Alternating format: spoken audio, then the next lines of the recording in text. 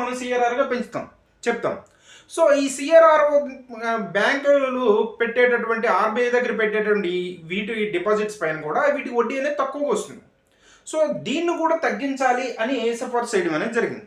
So ఈ CRR అనేది ఆ టైంకి మనకి 15% ఉండేటటువంటి సిఆర్ఆర్ని మనకి 3% తగ్గించాలని ఈ నరసింహం కమిటీ సిఫార్సు చేయడం అనేది జరిగింది.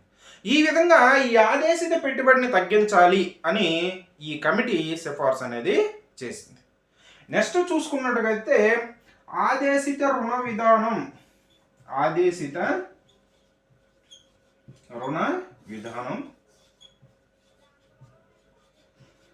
అలాగే ఆదేశిత రుణ విధానం అంటే బలహీన వర్గాల వారికి, చిన్న మధ్య తరహా సూక్ష్మ పరిశ్రమలకు కావచ్చు, వెనుకబడిన వర్గాల వారికి, ఇటువంటి వారికి తక్కువ అంటే మనకి ఏమంటామంటే దీన్ని